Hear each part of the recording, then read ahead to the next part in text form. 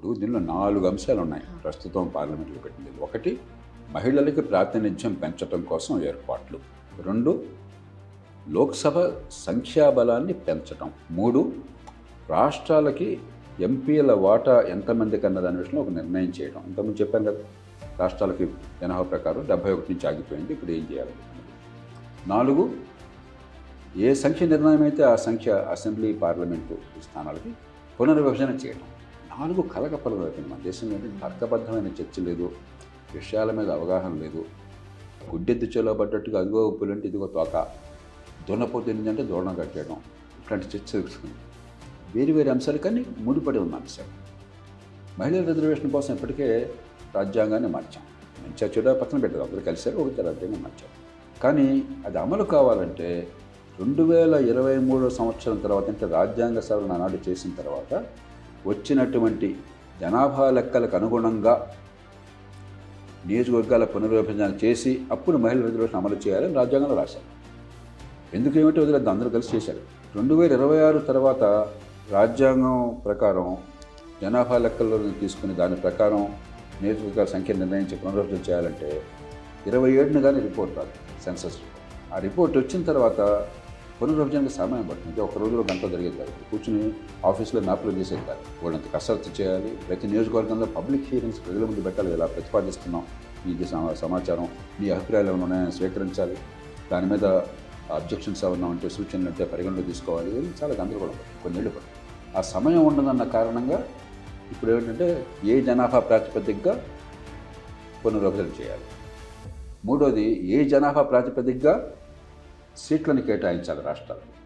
గతంలో ఉన్నట్టుగా సీట్లో 1971 నుంచి ఉన్నట్టుగా ఆ సీట్ల సంఖ్యనే కొనసాగించాలా, లేకపోతే మార్చాలా. 4వ అంశం, దీనికి సంబంధం లేకపోయినా కూడా ఏదో ఉద్దేశంతో పెట్టారు. ఏమిటి, అసలు పార్లమెంటు సంఖ్యనే పెంచుతాం, సభ్యుల సంఖ్యను. దానికి 2 కారణాలు ఉన్నాయి. కొంతమంది బాగుందంటారు, కొంతమంది బాగోలేదంటారు, తప్పలేదు. మన రాజకీయం అంటే అంత ద్వేషం ఉందంటే 540 మందిని పోషించలేకపోతున్నా, మళ్ళీ 300 మంది పెట్టుకుని పోషించాలా వీళ్ళందరినీ, ఎందుకు వీళ్ళంతా పార్లమెంట్లో అని చెప్పిన భావం చాలామందికి ఉంది. కానీ ప్రజాస్వామ్యంలో ఆ వాదనలు నాకు, మీరు ప్రజాస్వామ్యం అన్న తర్వాత రాజకీయంలో ఉండడం ఇష్టం లేదు కాబట్టి అసలు అక్కడ ప్రతినిధులు ఉండకూడదంటే ఎట్లాగా? రాజకీయాన్ని మార్చుకోవాలి కానీ ప్రతినిధులు ఎందుకంటే అలా అనవసరంగా బరువు ఎందుకు మోయాలని చెప్పంటాం. అది కోపంతో నిస్పృతి వచ్చే వాదన, కానీ ఆ వాదనలో వెనకాల తప్పం. ఎందుకని అదనంగా సభ్యుల సంఖ్య కావాలని ప్రస్తావన వచ్చిందంటే, ఒకటేమో జనాభా 1951 నుంచి ఈ సంఖ్య సుమారుగా అట్లానే ఉంది. జనాభా ఇప్పుడప్పుడు 3.5 రెట్లు పెరిగింది. కొన్ని నియోజకవర్గాల్లో, లోక్సభ నియోజకవర్గాల్లో 50 లక్షల జనాభా దాటిన ఉన్నారు. మన మల్కాజిగిరిలో 50 లక్షలు దాటారు. ప్రపంచంలో 90 దేశాలు మల్కాజిగిరి లోక్సభ నియోజకవర్గం కంటే చిన్నది దేశాలు. కాబట్టి మరి ఇంతమందికి ప్రాతినిధ్యం కష్టం, కాస్త కుదించాలి అంటే సంఖ్య పెంచాలి ఒక వాదన. ఇంకొకటి వాదన ఎవరు చేయలేదు, పార్లమెంట్లో కూడా చేయాలి. నేను చెప్తున్నాను, మనకి పంచాయతీల్లో, మున్సిపాలిటీల్లో మహిళల రిజర్వేషన్లు ఉన్నాయి. కానీ చాలా సందర్భాలు ఏమవుతుంది, మహిళలకు సామర్థ్యం ఉన్నా కూడా మగ మహారాజులు పెత్తనం వదలడానికి ఇష్టపడక వాళ్ళ కుటుంబంలో ఉన్నటువంటి మహిళలనే ముందు పెట్టి రిజర్వేషన్ ఉన్నప్పుడు వాళ్ళని గెలిపించి పేరుకు వాళ్ళు పెత్తనం మగవాళ్ళు. ఉత్తరాదిన దీన్ని పంచపతిలు అంటారు. అంటే సర్పంచ్ బదులు పంచపతి. పేరుకు సర్పంచ్ మహిళ ఉంటుంది, కానీ పెత్తనం చేసేవాడు భర్త. ఇది కొంచెం తగ్గించాలంటే ఈ ప్రపంచం, మన దేశంలో మనందరూ తెలుసు కదా, ఎమ్మెల్యే ఎవరైతే వాడు కొడుకే సీటు ఎమ్మెల్యే కావాలి. మనకు కొత్తగా చూడటం కాదు కదా, ఇదేం ఊహాగానం కాదు కదా. పార్టీ నాయకుడు అయితే కొడుకే పార్టీ నాయకుడు కావాలి. ఇది కదా మన దేశంలో జరుగుతున్నది.